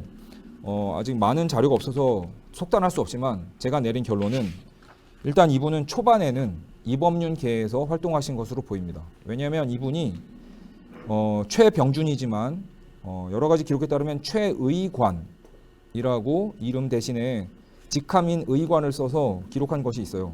뭐 그것이 뭐 잘못 알려서 최인관이로 쓰기도 하고, 그 의관이 의사 할 때 의관이다 뭐 이렇게 한자를 잘못 쓴 것도 있는데, 어쨌든 그 의관이라고 되어 있는 것은 그 대한제국 시기의 중추원 의관이라는 직함입니다. 그래서 뭐 그게 아주 높은 직함은 아니겠지만 어쨌든 이분은 양반 출신의 대한제국 관료 출신이라는 것을 알 수가 있습니다. 그래서 이런 사람이었기 때문에 아마도 이범윤은 그야말로 북변 간도 관리사, 대한제국의 그 고위 관리를 맡지 않았습니까? 그래서 당연히 그 동의회가 최재형계와 이범윤계로 이제 갈라지면서 서로 다툼을 하고 있었을 때 이분은 출신 성분상 당연히 뭐 초기에는 이범윤계에 속했을 것으로 보입니다. 그래서 이런 것을 기록한 일제의 기록이 아마 타당할 것이다라고 이게 보고 있고요. 그런데 최호림의 기록에 따르면 나중에 이제 이분은 그 당시에 기록을 한 것이냐 나중에 회고하면서 기록한 것인데 이 왜 최재형계라고 이범윤계가 아니라 최재형계라고 이렇게 분류를 했을까, 이런 것들을 보시면 그것과 또 합치하는 일본 측 기록이 나와요. 이게 언제냐면 그 1910년 6월에 그 아카시 모토지로 그 헌병 대장 있지 않습니까? 그 사람이 내부 경무국장에 보낸 문서에 따르면 최병준이라고 이름이 나와 있고 1909년 3월에 이범윤과 분리했다라고 나와 있습니다. 그래서 이것으로 봤을 때 이분은 최병준은 1908년 동의회 의병 출진 당시에는 이범윤계에 속해서 어느 정도 활동을 했다가 1903월 경에 이범윤계에서 분리해서 나와 있고 그 이후 어느 시기에 최재형계로 들어간 것이 아닌가 이렇게 추정을 하고 있고, 그것을 뒷받침하기 위해서 여러 가지 그 당시에 최병준과 관련된 기록만 봐서는 그것이 뭐 나올 수 있는 것이 없기 때문에 제 발표문에는 뭐 최재형이라든지 이범윤이라든지 또 안중근, 이휘종 그리고 홍범도의 어떤 활동을 기록한 여러 가지 그 선행 연구 성과들을 정리해서 그 최병준이 이범윤계를 떠나서 최재형계로 들어가게 된 그런 배경을 추정했습니다. 사실 뭐 추정입니다. 그래서 제가 내린 그 추정의 근거는 무엇이냐? 일단 아까 말씀드렸다시피 최병준은 안중근과 마찬가지로 굉장히 강경파였다라고 저는 파악을 하고 있습니다. 그래서 어떻게 보면은 안중근은 처음부터 최재형계에 속했다고 할 수 있고, 이 최병준은 처음에 이범윤계에 속했다고 할 수 있는데, 어떻게 보면 둘 다 각 계파에서의 강경파라고 할 수가 있어요. 적극적으로 열성적으로 항일운동을 하려는, 의병운동을 하려는 분이셨는데, 아마도 이제 홍범도가 1909년 2월에 연추로 들어오게 됩니다. 그 연추로 들어왔을 때 이범윤을 가서 따집니다. 뭐라고 따지냐면, 내가 그때 그 탄환이 부족해서 탄환을 구하고자 일본 돈으로 큰 돈 2만 원 이상을 주면서 사람까지 보내서 부탁을 했는데 그 사람을 감금해버리고 그 돈을 가로챈 거 이런 거 어떻게 된 거냐라고 따졌어요. 근데 그때 이제 이범윤이 어떻게 변명을 하면서 이제 넘어가거든요. 근데 아마 요런 관계, 그 다음에 또 1909년 2월이 뭐가 중요하냐면 안중근이 동의 단지회를 결성하면서 그 당시에 이제 침체되어 있었던 그 의병 운동에 활력을 불어넣으려고 노력하던 시기였습니다. 그래서 아마도 이 최병준은 그런 모습들을 보면서 비록 자기 출신 성분이나 이제까지 모셔왔던 이범윤이라는 분이 계셨지만 내가 볼 때 올바른 방향은 다른 방향이다라고 생각을 하시고 이제 옮기신 것으로 생각이 됩니다. 그리고 그 이후부터 이제 홍범도 장군과 함께 많은 활동을 하게 되는데요. 사실 어떻게 홍범도 장군의 휘하로 들어가게 되는지 최재형계에 속해 있으면서 그것까지도 정확하게 나와 있는 게 없습니다. 그래서 홍범도 장군의 어떤 그 활동을 보면서 이제 추정컨대 홍범도 장군은 1908년에 이제 함경도 쪽에서 의병 활동을 하시고 이제 탄환 부족과 여러 가지 문제를 인해서 이제 연해주로 들어가셨다가 거기서 다시 의병을 규합하시고 군자금을 모아서 1910년 아마 4월 말이나 뭐 5월쯤 이때쯤에 다시 한번 국내 진공 작전을 벌이세요. 근데 그 시기를 전후로 해서 아마 최병준이 홍범도 장군과 연계된 것이 아닌가 이렇게 추정을 하고 있습니다. 그 이유는 홍범도 장군에게는 아들이 있었습니다. 아까 발표자께서도 말씀하실 때 나왔지만 첫 번째 부인과 두 아들이 있었는데 그 부인과 첫 번째 아들을 잃게 되지 않습니까? 1908년에. 그리고 나서 12살 된 둘째 아들을 홍용환을 데리고 이제 연해주로 들어왔단 말이죠. 그런 상황에서 다시 한번 그 1910년에 그 저기 국내 진공전을 할 때 그 아들을 걱정하지 없었을 것으로 보입니다. 그리고 나중에 최병준이 그 아들을 맡아서 이제 자기 아들처럼 키우는 그런 모습이 있기 때문에 아마 이 시기를 전후해서 그 아들을 위탁하고 이런 일이 있지 않았을까 이렇게 생각을 합니다. 1909년에서 10년 정도요. 자, 그렇게 하고 어떤 일이 벌어지느냐? 그러나 역시 홍범도의 두 번째 이 진공 두 번째라기보다는 이제 연해주에서 진공 작전이 또 역시 실패로 끝나고 홍범도 장군이 혼자서 이렇게 간신히 살아 돌아오시게 됩니다. 연해주로. 그 이후에 그 이후에 1910년 이제 그게 이제 아까 말씀드렸지만 이제 5월 이때쯤으로 보이는데요. 그리고 6월에 이제 그 13도 의군 그리고 그 이후에 성명회 이런 것들이 활동이 되면서 결국 또 이제 러시아의 탄압으로 이제 의병 활동이 주춤했을 때 홍범도 장군이 다시 또 의병을 구합하셔갖고 12월 말쯤이면 1910년 12월 말쯤이면 꽤 많은 의병을 구합하신 것으로 나옵니다. 그랬을 때 이때 최병준이 등장합니다. 그래서 홍범도 장군이 최병준에게 훈춘현 쪽에 사람을 볼 테니까 그 의병들을 이제 잘 의식을 그러니까 먹는 것과 입는 것을 잘 이렇게 돌봐주라는 전원을 보냈고 그래서 이제 2,000원을 보냅니다. 홍범도 장군이. 그래서 그것을 받아가지고 이제 장두환이라는 분과 최병준이 함께 토문자에서 아주 가까운 훈춘현 태평구에 토지를 이렇게 크게 많이 구입하시고 빈집도 구매해서 이주를 하게 됩니다. 이러면서 이제 최병준이 본격적으로 훈춘에서 거주하는 시대로 넘어가게 됩니다. 그래서 여기까지 봤을 때 이제 최병준의 활동이 바뀌는 거죠. 이전까지는 어떤 의병 활동에 굉장히 열심히 투신을 하셨는데 이 시기부터는 의병을 본인이 직접 한다기보다는 다른 의병들을 돌봐주고 뭐 이런 활동으로 넘어간 것으로 보입니다. 그런데 홍범도도 마찬가지예요. 홍범도도 1910년에 국내 진공전에서 실패한 이후에 준비 작업을 거칩니다. 본격적으로 의병 이게 섣불리 그냥 소규모로 이렇게 해서는 안 되겠다. 그래서 어떻게 하시냐면 쉽게 말하면 요새 말로 아르바이트를 엄청 많이 하세요. 그래서 연해주 지방 곳곳을 다니면서 뭐 어장부터 광산부터 여러 가지 다니면서 군자금을 그렇게 모으십니다. 군자금을 모으시는 동안에 최병준은 훈춘에 있는 거죠. 그래서 어떻게 보면 홍범도가 연해주에서 그렇게 군자금을 모으시는 활동을 하시는 동안 최병준은 훈춘에서 사람들을 관리하고 준비 작업을 거쳤다고 할 수가 있습니다. 자, 그러다가 이제 1914년, 15년 또 이제 무슨 저기 1차 세계대전 쳐지고 여러 가지 상황이 발발하면서 홍범도 장군께서 도저히 연해주에서 활동하실 수 없는 시기가 옵니다. 이때 홍범도 장군이 밀산으로 들어가세요. 밀산 한흥동 쪽으로 들어가서 들어가실 때 이제 그동안 돈을 버신 노동해서 버신 돈으로 많은 이제 무기를 사갖고 들어가시게 되는데 그때 또 최병준은 밀산에 있다가 연해주로 오게 됩니다. 이게 크로스가 되는 거죠. 그래서 어디로 오느냐?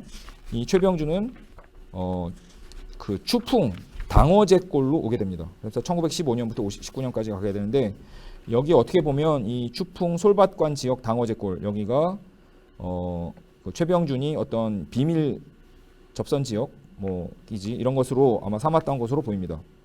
그래서 이것은 단지 그냥 최병준이 임의로 정한 것이 아니라 홍범도와의 깊은 연계 속에서 이동한 것으로 보이고요. 그래서 홍범도의 활동과 최병준의 활동이 마치 퍼즐 맞추기처럼 이렇게 연결된다고 추정을 했습니다. 자, 그래서 그것이 도대체 무슨 의미 있냐? 쉽게 말하면 홍범도는 1908년 그 국내 진공 국내 아니죠. 그 의병 활동에서 실패하고 그다음에 1910년에 소규모 그 국내 진공전에서 실패한 이후에 섣불리 소규모로 이렇게 그 군자금 조금 모아갖고 의병 조금 모집해서 이렇게 쳐들어갔다가는 이게 일본을 이길 수 없고 설령 이긴다 하더라도 금방 일본에 추격당해서 해산당하고 아까운 목숨과 돈만 날릴 것이다라고 판단을 하신 것으로 보입니다. 그래서 굉장히 장기에 걸쳐서 장기 계획으로 이제 보시고 노동을 통해서 군자금을 많이 모으셨는데 연해주 지방에서는 더 이상 그 활동이 불당하기 때문에 이제 밀산으로 들어가셔서 그 활동을 멈추셨고 그 역할을 최병준에게 어떻게 보면 바톤 터치 하듯이 넘긴 것이 아닌가 싶어요. 왜 그러느냐?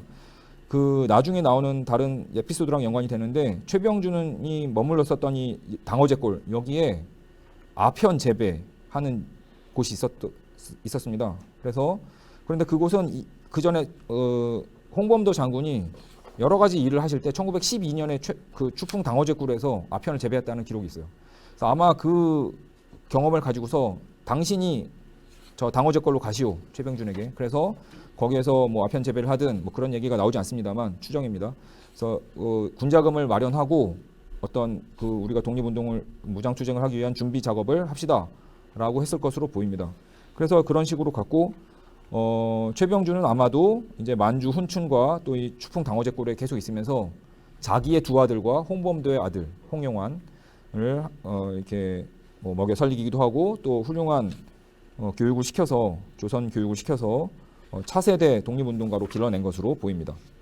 자 그러다가 이제 결국 1917년에 러시아 혁명이 나면서 또 여러 가지 상황이 벌어지고 뭐 또 시베리아 일본군이 파병을 하고 간섭군을 보내고 이러면서 굉장히 상황이 복잡하게 돌아갔는데 1919년 3월 1일 3.1운동이 발생하면서 결국 이제 홍범도 장군께서 드디어 다시 독립운동을 해야 될 것이라고 이제 결심을 하시고 추풍 당어제골로 오셨어요. 밀산 활동을 정리하시고 오셔서 이제 그 땅에다 묻어놨었거든요. 그 무기들을 숨겨놨던 무기를 꺼내서 의병을 모집하고 본격적인 항일 독립 투쟁을 무장 투쟁을 대기 상태로 준비하게 계십니다. 그래서 같이 머무신 거죠. 1919년 3월 이후에.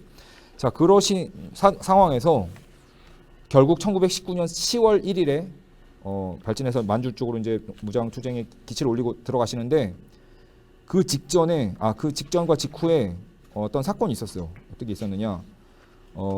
간도 그 15만 원 탈취 사건. 이 최봉설이라는 이 분이 그 거사를 하기 전에 추풍 당어제골에 들립니다. 그래서 홍범도 장군과 그 사건에 대해서 굉장히 많은 논의를 했고 논의 결과 이제 거사를 하기로 결정을 내리셨고요. 그 과정에서 이제 최병준은 집주인으로서 굉장히 이분들을 많이 대접을 하고 송아지도 잡아줬다고 하고 또 아편을 재배해서 그 돈을 이용해서 군자금을 삼아 이제 뭐 무기도 사고 옷도 사고 해서 거사를 치를 수 있도록 이렇게 뒷받침을 해줬다고 하고요. 또 한 가지 사건은 이제 아마도 홍범도 장군이 만주로 넘어가신 이후로 보입니다. 그때 홍범도 장군의 아들 홍용환과 최병준의 아들 둘째 아들 최창식 이 두 아들들이 이제 당어제골에 있지 않았겠습니까? 저 최병준과 함께. 그런데 뭔가 수상한 사람이 이렇게 다닌 것을 보고 처단을 했어요.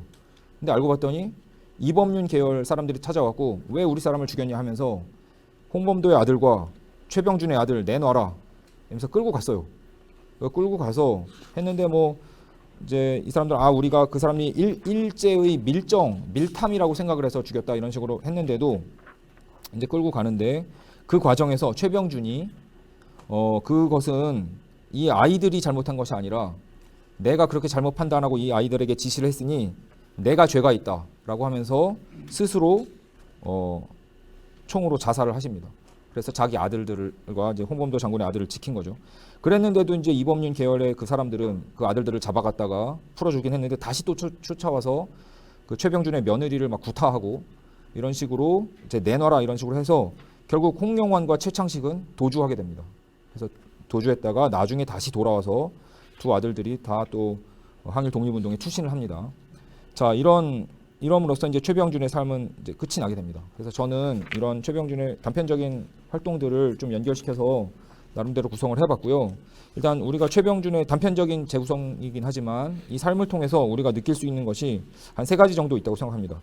우선 최병준은 첫째로 자기가 생각하는 대의가 독립운동이라고 한다면 그 나머지 것들에 대해서는 얼마든지 바꿀 수 있는 그런 유연한 사고를 가진 사람이라고 생각됩니다. 우선 이분은 양반 출신이고 또 의관이라고 하는 중추원 의관을 지냈던 사람이라서 당연히 성리학자였을 것이고 이런 어떤 양반 그 뭐 평민 뭐 이런 그런 성리학적 질서에 들어가 있던 사람이 있고 그것을 통해서 이제 살았던 사람인데 이범윤계를 벗어나서 빈농 출신의 최재형계로 들어갔다가 또 홍범도 마찬가지로 이런 사람들의 밑으로 들어가서 하는 것을 전혀 부끄러워하지 않고 개의치 않았다는 것이죠.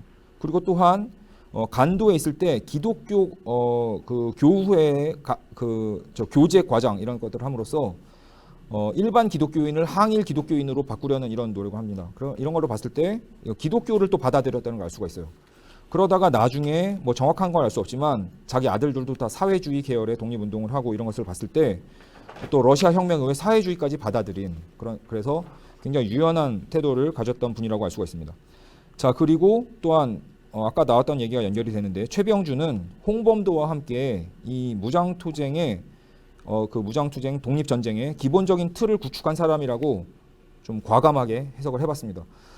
사실 자료가 많지 않아서 이렇게 과감한 해석이 뭐 어떻게 될지 모르겠지만 어떻게 들리실지 모르겠지만 우리가 이 봉오동 전투, 청산리 전투를 바라보는 시각이 옛날에는 그냥 영웅, 위대한 장군이 다 그냥 훌륭한 작전으로 이렇게 적을 격파했다 이런 식으로만 알고 있었지만 최근에 올수록 학계는 물론이고 대중적으로도 그런 일을 하기에 있어서는 그 민중들, 그 간도나 연해주 지방의 민중들이 백성들이 이제 많은 도움을 주지 않았으면 할 수 없었을 것이다. 이런 것이 다 알려지지 않습니까?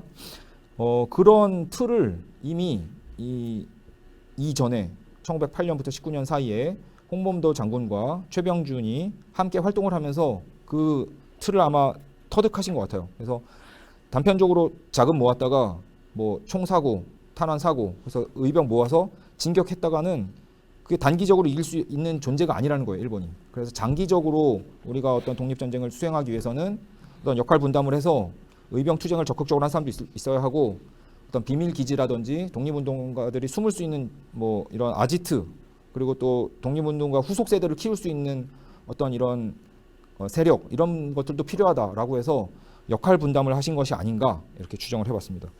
그다음에 마지막으로 최병준은 아까 말씀드렸다시피 자신의 아들과 홍범도의 아들을 살리기 위해서 자기 목숨을 희생했죠. 근데 이걸 단지 이제 뭐 자기 아들의 목숨을 구하기 위한 아버지의 부성애라고만 보기에는 이분들이 걸어오신 그 행적이 굉장히 어떤 후속 세대 양성에 공을 들인 모습들이 많이 보입니다. 그래서 그 간도에서도 그렇고 이제 항상 학교를 세우고 이제 홍범도 장군도 마찬가지죠. 또 이 최병준도 마찬가지예요. 훈춘에 있을 때 남별리 춘동학교에서 민족 의식과 항일 투쟁 의식을 양성하기 위해 동지들과 늘 상의하며 절치부심했다라는 기록이 있습니다.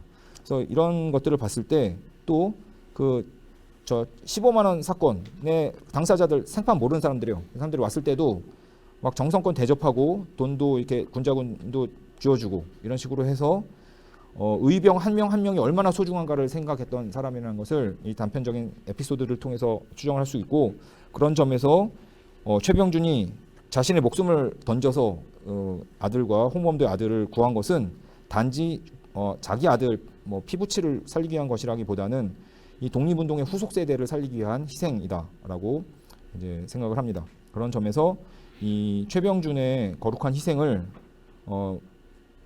이제 후속 세대가 더욱더 이제 더 많이 연구해서 이런 분들이 많이 발굴되기를 바라는 마음에서 발표를 마치겠습니다. 네. 그리고 재미있습니다. 이게 우리 그 임성욱 박사께서 이게 파편적으로 산발적으로 흩어져 있는 여러 자료들을 종합을 해가지고 이 최병준이라고 하는 인물을 아주 잘 그 형상화시켰는데 활동 무대가 이제 이분은 연추 지역 우리 이제 그 안중근 동해 최재형 이런 분들이 있지만은 그 이범윤 그 연추 지역하고 그리고 3.1운동 전후 시기는 이제 그 주로 1910년대 후반부터는 그 당어제골. 우리 이제 네 번째 발표하는 그저 우리 김현주 교수, 그게 아버지와 홍범도의 원래 이제 이름이 그 솔박관 부대였었는데, 솔박관 토벌이었었는데, 바로 그 지역입니다. 당어제골. 그러니까 그 빈농촌들이 산간 지역에 중국하고 러시아의 그 접경 지역이죠. 그 지역이 그런 건데, 이 최병준이라는 분을 보게 되면은 참 우리가 이번 연해주 그 의병도 마찬가지지만 이게 여러 이름들이 자료에 나오는데 우리가 보통 중요한 분만 그렇게 주목을 해가지고 그분들에 관한 것만 쓰거든요. 근데 거기에 이제 이게 자료를 보면 이렇게 쭉 나열된 분들이 많이 있어요. 그 연해주 그 동의회도 마찬가지고 지금 3.1운동 이후에 만들었던 군정부, 이동희가 조직했던 군정부의 접재원으로서 나오고 최병준 선생이. 그리고 이제 광복 그 15만 원 사건, 철월 광복단의 15만 원 사건인데도 이름이 나오는데 사실 우리가 연구자들이 그러니까 중요한 사람들만 주목하고 그 이후에 거기에 덧붙여져 있는 분들이 이제 주목을 안 해야 되는데 최병준도 그 대표적인 분이에요. 이름이 다 있습니다. 자료에. 독립신문이나 이런 자료에 있는데 불구하고 우리가 그걸 이제 그 놓친 거죠. 연구자들이. 그래서 어떻든 간에 그 임상국 선생이 이제 어떻든 이 최병준 선생을 잘 정리를 해서 그 최병준의 어떤 그 모습을 잘 드러냈는데 우리 김정은 선생님께서는 사실은 주로 미주 지역을 조언 논문들을 쓰고 계신데 사실은 이 연해주나 이쪽 지역 만주 지역 같은 경우는 사실은 이제 여러 공부를 많이 하셔가지고 그 전문가 못지않아 이쪽에 논문 쓴 사람 학자도 못지않게 이제 그 상당히 깊은 식견을 갖고 있는 분이에요. 그래서 그 최병준이라고 하는 새로운 인물에 대해서 이제 토론 부탁드렸는데 지금 보니까 여러 가지로 이제 임성욱 교수가 이제 여러 가지 추정했던 그런 부분에 대한 그 날카로운 그 지적을 많이 하시는데 김정은 선생 독립기념관의 김정은 선생님께서 토론을 좀 해주시겠습니다. 사실 저는 이 부분에 대해서 뭐 전문적으로 공부한 적이 없어가지고 오늘 그 임성욱 선생님 발표를 진짜 정말 잘 들었습니다. 뭐 최병준 선생에 대해서는 그 작년에 그 반병윤 선생님이 나르는 홍범도에 그걸 통해 가지고 저도 잘 읽었어요. 그러면서 야 진짜 이거 아까 그 임성욱 선생님 앞에 얘기했지만 그 본편에 앞에 가지고 전편이다라고 홍범도 장군이 전편이라 그랬는데 전편이 본편보다 더 감동적인 것은 이제 이 최병준 선생의 희생적인 그런 삶을 살았던 그게 있었기 때문에 가능하더라고 생각이 됩니다. 사실 뭐 여기 그 토론문에도 얘기했지만 이 최병준 선생의 삶을 쭉 보면 셰익스피어의 소설이나 어느 오페라 한 편을 본 것 같아요. 그 감동적인 오페라를 본 것 같아요. 그런 그 감동적인 그 얘기들이 우리 독립운동사에서 있었다는 것이 이걸 최병준 선생의 그 삶을 통해서 확인이 되는 것 같고 이런 삶이 이게 그 여기서 끝나면 많을 거예요. 엄청나게 많은 스토리가 있을 텐데 이런 스토리들이 계속 발굴되면 우리 독립운동사를 더욱 풍요하게 만들 수 있지 않을까 하는 생각이 들고 반병윤 선생님도 말씀하셨지만 자료가 거의 없는데도 불구하고 이렇게 방대한 양으로서 이것을 정리를 했다는 것에 대해서 경의를 표합니다. 정말 고생을 많이 했다. 그리고 여기도 그 임성욱 선생님도 여기도 전공하지 않는데 이것을 하나하나 공부해 나가면서 쓴다는 것이 쉬운 일이 아니다라는 생각. 그 노력을 많이 했다는 것을 요새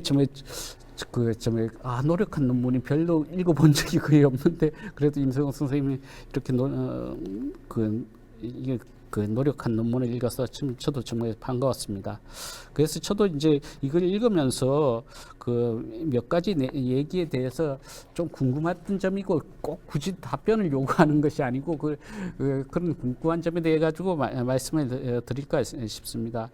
그 발표에서도 말씀했는데 우선 그 최병준 선생이 이제 구체적으로 활동한 내용이 의병 활동을 한 내용들이 이제 자료가 없기 때문에 어쩔 수 없이 밝히지 못한 점이 있지만 그래도 일제의 자료라는가 그런 걸 통해 볼 때 그 아까 읽었지만 이제 그 1908년 7월에 국내 진공 작전을 할 때 최병준 선생도 의병 활동을 하였던 것으로 보이는데 그게 구체적인 활동이 없습니다. 그다음에 또 말씀에도 했지만 안중근 같이 그 강경파라 그랬으면 이렇게 그렇게 나왔을 텐데 분명히 아까 읽었던 부분 보면 신화산 전투에 1908년 7월 9일 신화산 전투에 참석했고 그 자료에 1,500명을 이미 모집했고 그다음에 모집한다 또 혼철에 들어가서 모집한다고 그랬단 말이에요. 그리고 적의 투목이라는 표현은 이거 중간 보스 정도에는 쓰지 않고 보통 이제 상층 지도자급 인물에 쓰는 게 아닌가라는 생각이 들어요. 그래서 신화산 전투에 참여를 했고 1,500명이라는 걸 이미 모집할 정도로 아주 정말 지도자적 입지 있었다. 그리고 직접 전투에 나가는 활동보다는 의병 모집 활동에 적극적인 거 아닐까. 이분이 이제 정말 양반 출신이고 계속 얘기했지만 중추원 의관이라는 직책을 가지고 있었는데 중추원 의관이 높은 자직은 아니지만 한말에 보면 중추원 의관에서 출세하는 경우도 있고 이게 어떤 대기소 같은 건데 출세하려면 벼락 출세도 하고 그장 있으면 대개 이제 중추원 의관을 지내면 지방 군수로 많이 나가는 요새로 얘기하면 한 중앙정부 가장급 정도가 되지 않을까 그렇게 싶어요. 그런데 그래도 정말 양반이고 중앙에서 간직을 한 사람이에요. 그러니까 이분이 이제 영향력이라는 것이 거기 강경도 지역이나 연해주 지역에서 며칠 아니지만 중천의관을 했다는 것은 좀 의미가 있지 않을까라는 생각이 들었고 두 번째는 이제 자료에도 안 나타나는 얘기인데 임성국 선생님 발표를 하셨는데도 했는데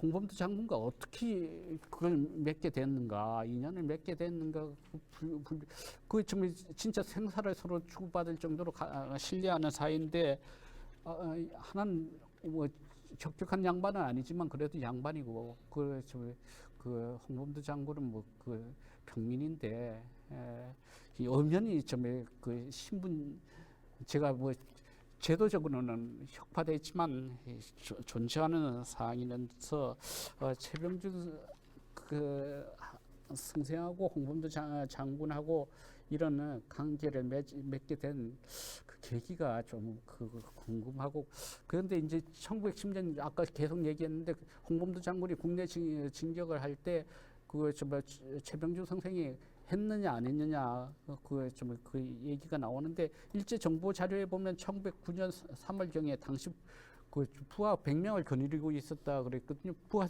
100명이면 많지는 않지만 그래도 적지 않은 건데 이것을 직접 참여를 했는지 분명 100명을 거느릴 정도 같으면 그걸 아니면 정말 홍범도 장군에게 보내줬는지 원조를 했는지 그거는 확실하지 않지만 아무튼 이게 봐야 되지 않겠느냐. 홍범도 장군의 국내 진정 작전에 참여했을 가능성이 있지 않을까라는 생각을 해봤습니다. 그다음에 세 번째는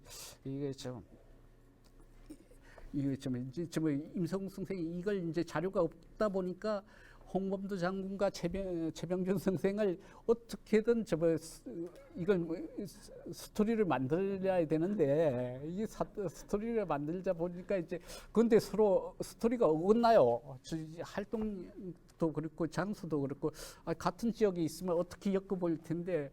한 분은 이제 밀산에도 가 있고 여기 당어제골로 오고 서로 이제 크로스 되는 점이 없어요. 그런데 이런 것은 이걸 이제 홍범도 장군이 가졌던 원대한 이제 자신의 이제 그 실력을 양성하고 재력과 그런 걸 충족한 다음에 이제 하겠다는 그런 것을 말씀을 하셨는데 이게 말이 될까라는 생각이 드는데 아무튼 재미있어요. 재미있긴 한데 이게 너무 도식적이지 않은가라는 생각을 하면서 두 분과는 진짜 정말 서로 목숨을 홍범도 장군 아들 홍용환을 맡길 정도 이상의 목숨을 서로 버릴 수 있는 그런 신뢰관계를 가진 분들이라고 봐야 되지 않을까라는 생각이 들었어요.